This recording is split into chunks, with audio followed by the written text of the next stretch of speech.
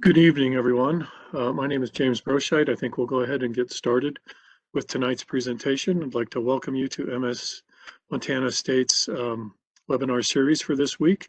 And tonight's session is about the financial aid and the FAFSA and other aid. So I want to again welcome you to the event tonight. We have a lot to cover in a short time, so we're going to kind of go through the slides pretty quickly. But please feel free to use the chat to ask questions. Barb Sander from our office is online, and if she sees a question here that she can answer and get that to you before the end, then she will do that, and we'll be able to kind of get that to you ahead of time. Next slide. So what we're going to talk about tonight is how to apply for aid and how to apply for scholarships. This is by no means meant to be kind of the entirety of what this is. This is going to be a quick rundown of how to kind of get to that, prepare for that, and look forward to things that you kind of have to do. So again, my name is James Broscheid. I'm the Director of Financial Aid here at MSU. And what you see here is our email address and our office phone number. So although I'm giving you this presentation, we have a very reliable staff that if you email and or call those numbers, we are here to help you. We're here to help you guide through your answers and give you the direction that you need. So please feel free to reach out to the office through the email or the phone at any time. Let's get started. First thing we want to talk about a little bit is just about college and how much it costs. So we want to look at this as we prepare for this adventure of going to college as an investment. And really what you're doing is taking time to invest in yourself. So it isn't that you're putting $20 away a month or a week into a savings account or into some other sort of investment vehicle.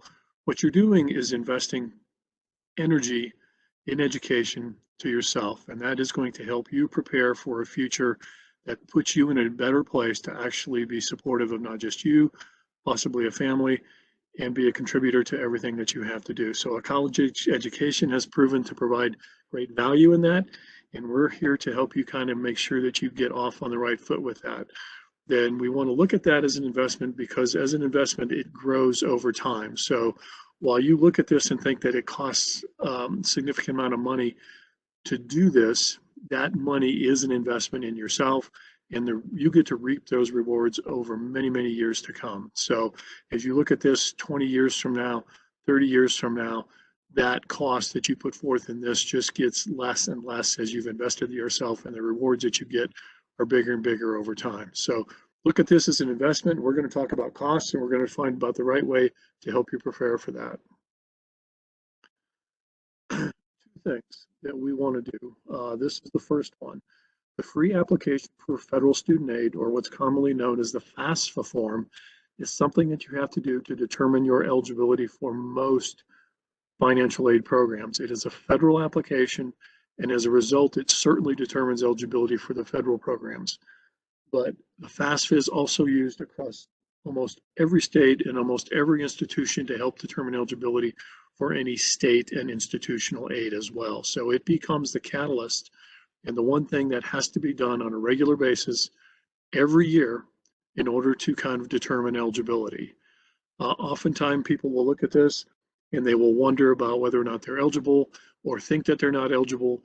And I'm here to ask you, request from you, encourage you to do the FAFSA form every year, even though you think that you may not be eligible. This application can become a piece for scholarships. It can put you in a position that if circumstances have to change and you didn't apply for aid and then you need to apply for aid because your financial situation has changed, then that could take several weeks for that to happen. If the FAFSA was on file and you had chosen not to act on something weeks or months ago and it's still there, we can act on that in days rather than weeks. And so it puts you in a better position just to be able to react. So what we generate from that, which is an eligibility or a bank of awards for you to choose from, none of these are musts. None of these are that things that you have to take or that put you in a situation to do something different.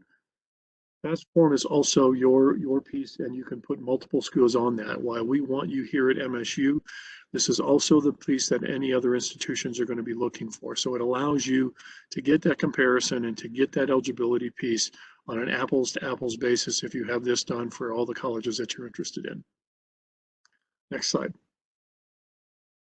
The second thing we want you to do that is an annual thing is to do the MSU scholarship application, which is called CAT scholarships.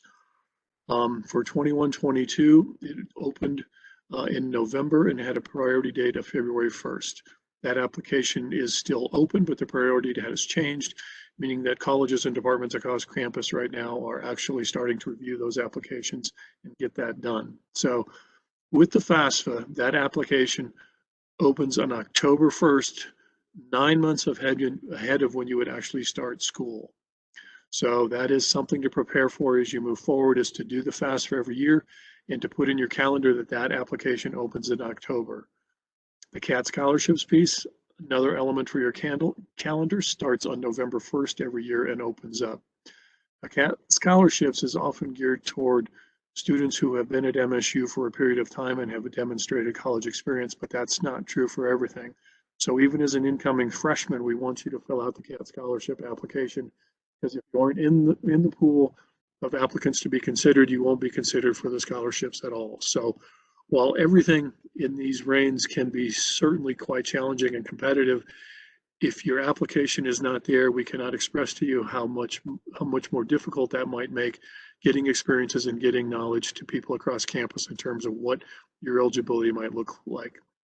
It's not uncommon in today's world that certain scholarships, because of the competitive nature and because of the restriction on dollars, will start looking at FAFSA information to help them narrow down which students they might want to offer that eligibility to. So while you might reach into a scholarship eligibility with merit and some other qualifications, if you're tied with somebody else and you need to get that, the FAFSA can become a key indicator then in terms of how that award might roll out at the end. So 2 things before we leave this slide. FAFSA, October 1 every year. CAT scholarships, November 1 for every year.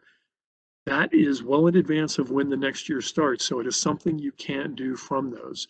FAFSA has a preferential filing date of December 1st, and as you can see here, the CAT scholarships has one of February 1st. Neither of those eliminate you from eligibility. They are preferential, and because those are considerations to help give limited funds out. So you can still do them up until the application is not available. That is much more true for the FAFSA. So even if you miss that priority date of December 1st, you still can do the application and you still will be eligible for federal aid as appropriate. What it does is allows us to use eligibility for funds that are restricted in some nature. So put those 2 things down. Those are things you need to get ready for. And even if you're in high school preparing for the next fall of college, these are things that have to be done as part of your high school year. Next slide. So we just talked about some of this. So I get ahead of myself, and that's okay because I want to repeat those pieces. So the 21-22 FAFSA became available on October 1st. So the 22-23 application will be available on October 1st, 2021. And again, that's available for that next fall. Our preferential filing date is to maximize your chances, as I just said. So do that application on October 1st. Neither of these things commit you to attendance. They are simply financial aid applications that help us generate what and then how we can actually help mitigate or deal with the costs that you're going to have. So October 1 and December there with preferential date, November 1 CAT scholarships with a preferential filing date of February 1st. So things can start happening after those preferential filing dates. Those are there for a reason. And again, doesn't mean you can't apply after that, but put those 2 things down. We want those to be recorded again in your calendar for things that will come available to you. Next slide. So what are we talking about when we're talking about managing your financial aid? So we talked about cost. And when we start talking about cost, we're talking about expenses that you will incur in going to school. One of those obviously is tuition fees. That is specific to Montana State University, and that is something that you pay directly to Montana State University as an in-state student. Another component that you have are books and supplies. Books and supplies are used for those educational expenses. If you're enrolled in 12 or plus credit hours, you have probably 3 or 4, maybe 5 classes. Any one of those classes will require books or supplies for you to kind of gain that academic knowledge that you need. So that is another component of cost to expect. Another component is room and board. Now, if you're living on campus as a brand new freshman, those costs become billable to Montana State University, and that is part of where you live in the dorm and your meal plan on campus. Even if you're not on campus, you have room and board costs that you will need to expect to have to pay for. That could be an apartment. That could be certainly just food if you're living at home. If you're not living at home and possibly paying rent, you have those expenses to get ready to prepare for, whether that's a freshman year in campus, and then if you move off campus in subsequent years, you still have those room and board costs to be able to kind of get ready to deal with. A last category here are what we call personal expenses and transportation, or miscellaneous expenses.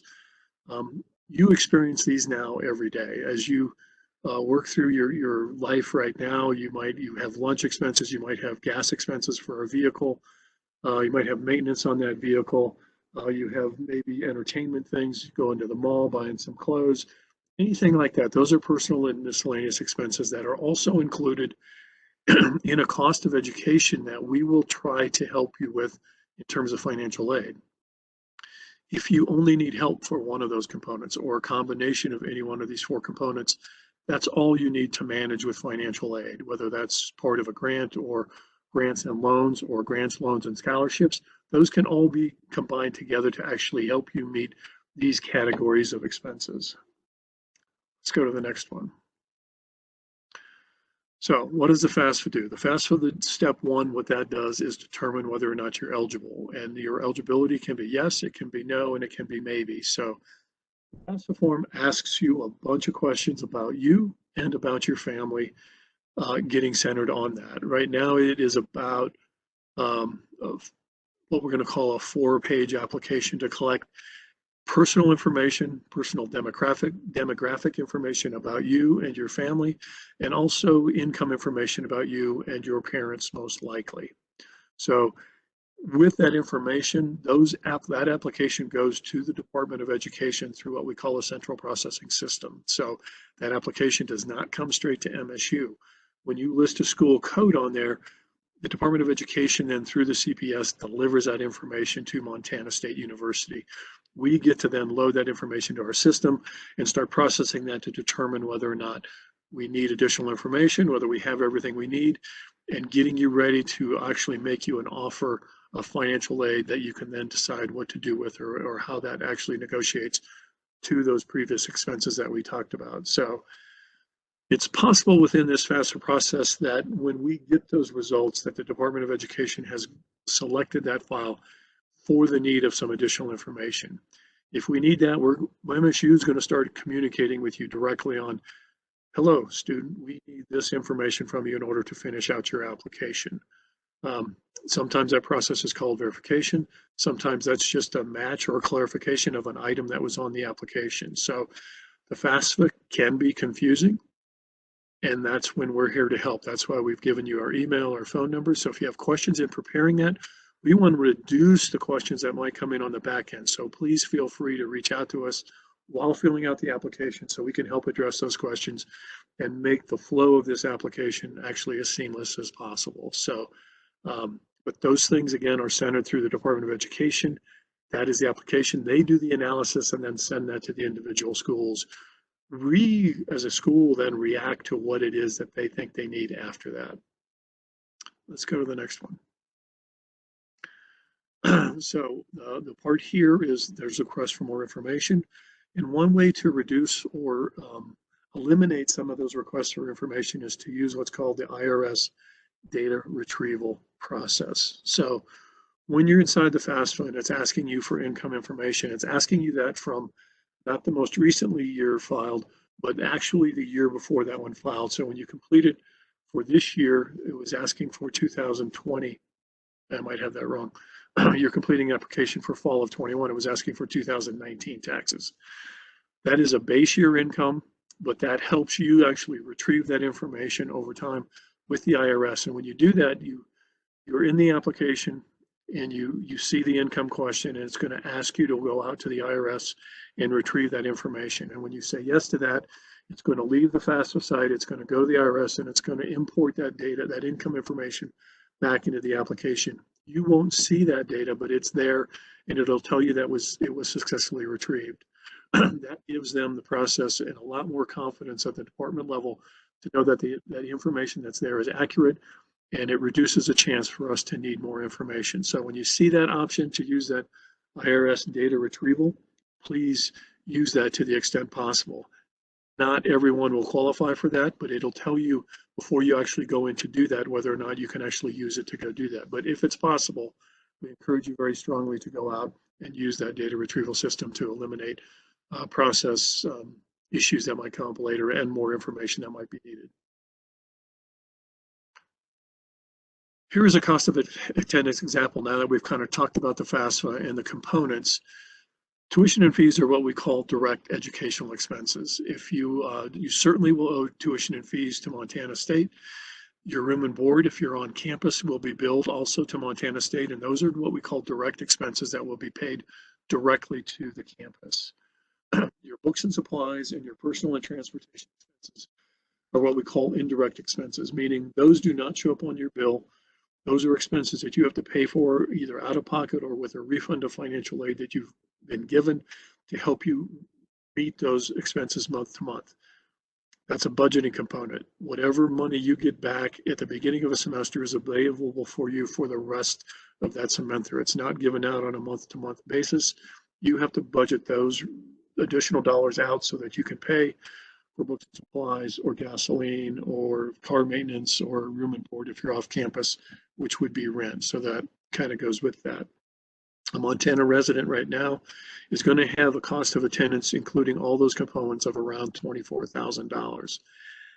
Again, look at those components. As you see that, your bill will not be $24,000. It'll be something less than that. We're allowed through the FAFSA process to help you with all of those expenses if you should need that help. If you do not need help with books and supplies because you're saving or you're working or you're meeting those expenses in other ways, you don't need to take all of a loan, or you don't need to take all of a potential package or use work study or anything like that to help you meet those expenses if they're already there. So look at those components and see how those might relate to your different piece there and what you might actually be responsible for paying. So again, direct expenses though show up on your bill, indirect expenses don't show up on your bill, but we're allowed to help you with what those look like. There's a note for WUI there, but if we're in Montana, WUI, you have already a very generous tuition rate that is not WUI relevant in terms of what's there. So Montana State, as you'll find out, as an in-state school is very reasonably affordable. Okay, next one.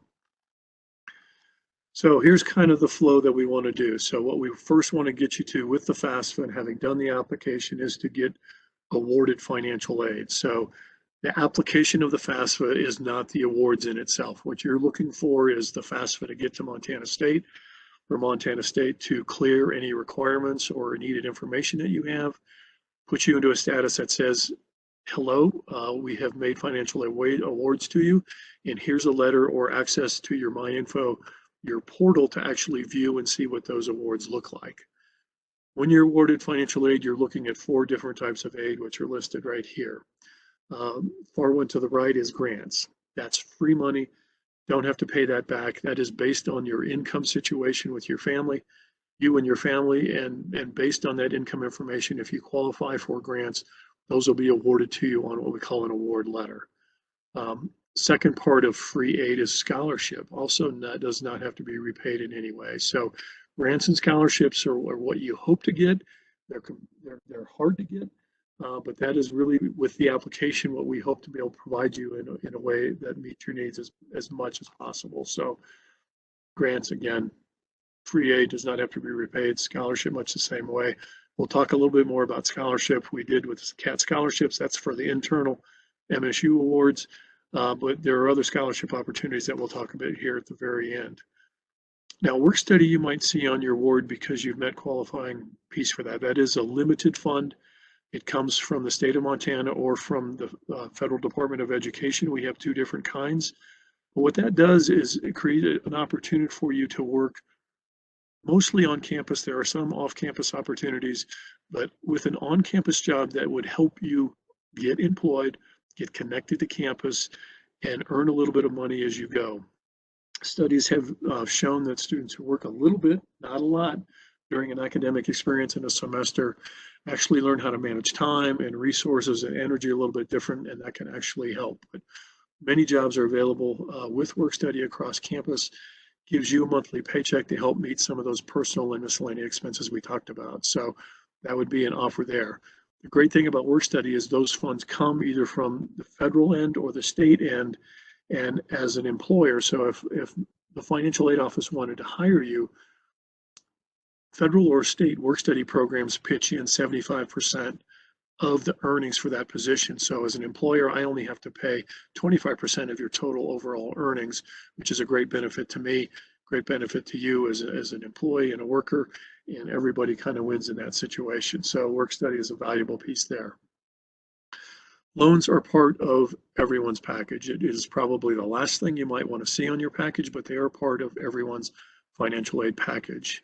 When we talked about the investment and we talked about the costs of going to school earlier, loans just become a facilitating part of being able to do that. So loans can be a valuable thing for you. They can keep you out of short-term emergencies because you have access to those, and they can keep you out of a month-to-month kind of situation where you might become desperate or in a hole for something else. So using loans in the right way are an excellent opportunity to actually help reduce stress and manage your academic performance and perform well in your academics so that you can actually move that academic dial forward with what's there, because that's the true investment, is your performance in college and what you do with that. So don't be afraid of loans. They can be used in the right way.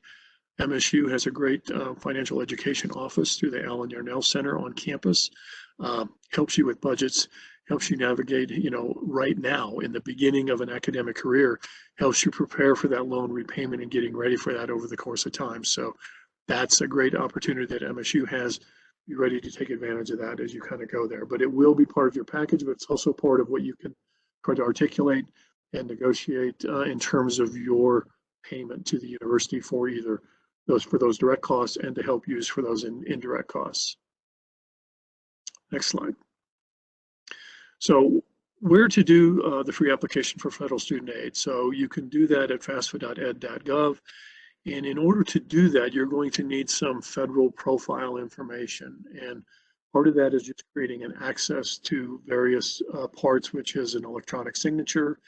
And then as you get federal aid, the studentaid.gov becomes a portal for you to use. So you have a federal portal and you have an institutional portal to manage both kinds of those environments. But as you get and receive financial aid, and more specifically, if you're going to take out a loan, there is requirements within the studentaid.gov that you have to complete. It's like doing a miniature type of FAFSA. So as you take that loan, you have entrance counseling and a promissory note to do through the Department of Education. They then give that information back to MSU, just like they feed FAFSA information back to MSU for you to kind of go through. But the studentaid.gov website is a place you're going to want to get comfortable with, because it's where you get to manage a lot of different things, and it's also where you get a lot of information. So we've got a website that talks about a lot of different things, but for federal aid itself, the studentaid.gov and any federal website will help you kind of get a lot of preliminary information on that.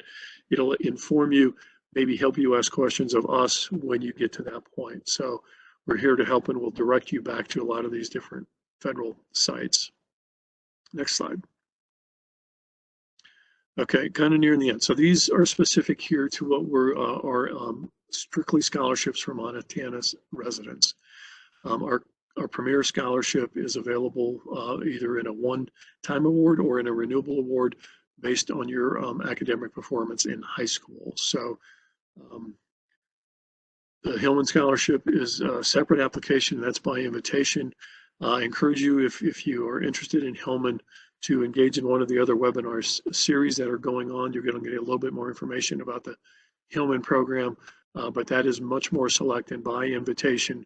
But it has a very robust support system and everything that goes kind of along with that. So Additionally, what you have a lot of are your Montana University system, which is the honor scholarship or presidential scholarship through those very then high performance kind of activities. So these require applications separately. So, and outside of the CAT scholarships. So CAT scholarships application takes you really into an environment where you're applying for awards from departments or colleges across campus. So those are internal to MSU. The admissions requirements and the applications go lick that will get you into the premier and subsequently any honor scholarship that kind of goes on with that. But the honors and those kinds of things are going to be based on your high school performance, and your supplemental applications for that put you into that very competitive market of what it takes to get that. Those are great opportunities that help you stimulate really paying for those tuition and fees and any of those direct costs to MSU. So you want to keep ahead onto that. Those requirements change a little bit every year. So it would be difficult to say right now exactly that that's where you need to end up and kind of go that. So college or departmental scholarships, mostly through CAT scholarships. Some colleges still have some of their own. As you become a continuing student and get through your department and you create relationships with those departments, you're going to get a little bit more knowledge about what those look like. Outside scholarships are what you bring in from another resource outside of campus. That could be a church organization, it could be an elk club, or even a parent's employer who has a scholarship program. There are search engines out there or search opportunities for you to be able to kind of access some of those. They are all over the place. My only word of caution there for you is to be careful on paying for anything that is promising you some sort of scholarship. That is generally very rare, and I would say really, really search for those things that do not require for you to pay anything. With that, I can see that we're just about at 6 o'clock in the 30 minutes, and I believe that was our last slide, was it not? Yeah, we're back to the questions piece again. I mentioned a financial aid office and how to reach us, and we also have that Office of Financial Education phone number and email there too for getting in touch with them and talking about how to plan for budgets and monthly expenses, because they're here to help you do that.